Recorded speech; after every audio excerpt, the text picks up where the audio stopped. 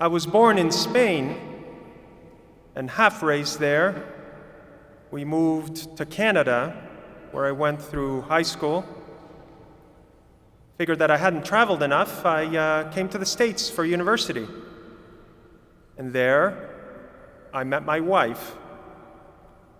And we settled in her hometown of Fort Kent, Maine. We have 4 children. In one of the last Masses, I forgot to say that we had 4 children, and Father was kind enough to point it out. So I won't forget that again. Don't tell my wife. So we have 4 children, 3 still at home. The eldest is the only daughter. She's discerning for the Dominicans of St. Cecilia in Nashville, and this past August received her habit. The other 3, if she has her prayers answered, my daughter told them that she's praying for all 3 of them to become priests. I don't know if that will happen, but if so, there goes the family name. And they're finishing their school year up there and be transferring down here with me, so we're kind of going back and forth visiting each other when Father Greg doesn't have me working overtime. But I want to thank Father Greg for his tremendous welcome and facilitation in this transfer. He's been extremely kind and giving of his time. And I stayed here at the rectory for the first couple of days. But like my mother always said, people are like fish. After 3 days, guests begin to smell. So now I've settled down on my own, and I'm out of Father Greg's hair. I'm sure you're expecting a sermon.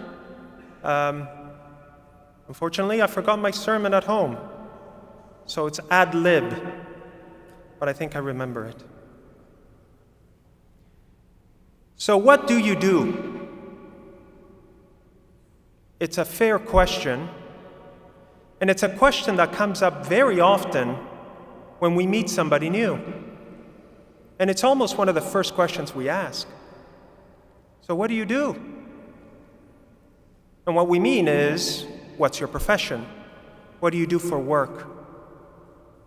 And it's something that seems to be very important in today's society. So much so that it may even define us the way we talk about it. I am a teacher.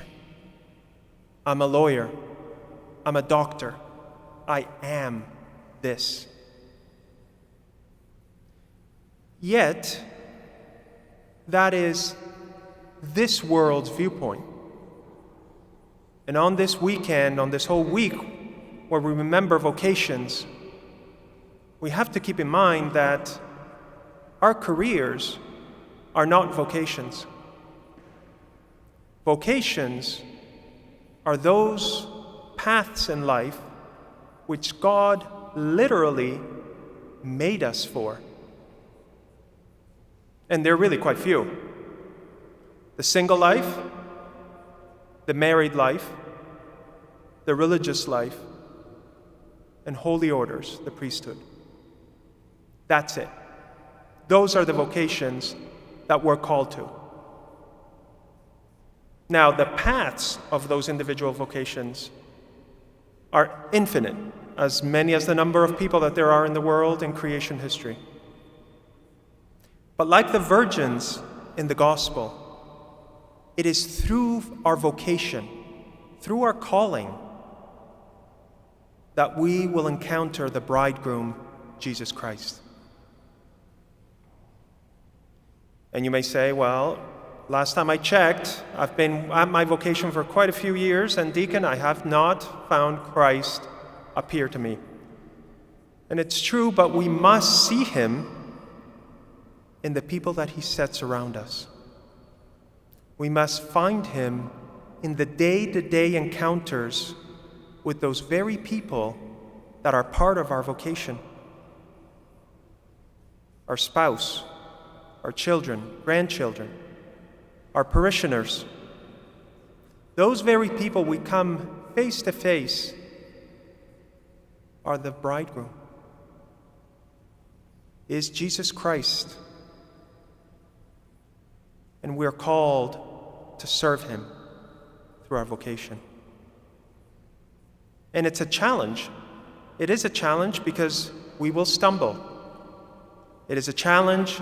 We will fail at times. And like in the gospel, we will fall asleep.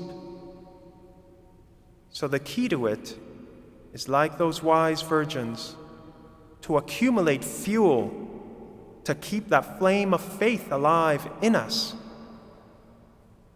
And that fuel is grace. There are two sacraments that we can go to again and again and again, however frequent we can. And those are great sources of grace. The first is obviously what we are here for, the Eucharist, the Mass, the source and summit of our faith. The second is what we just had, confessions. And that beautiful sacrament not only strengthens us with grace, makes us spiritual warriors for our own failings to resist them in the future, but it also heals us of the hurts that we carry, liberating us from the sins that we've committed. Grace is the fuel that will bring us to the bridegroom each and every day. That is where we must focus. That is where we must find Christ. That is our sure path to eventually see the true bridegroom face to face, being welcomed into the heavenly kingdom with all the saints and angels. So let us remember what our careers are, what are the things of this world, and what our vocation is. The next time we hear the question, so, what do you do?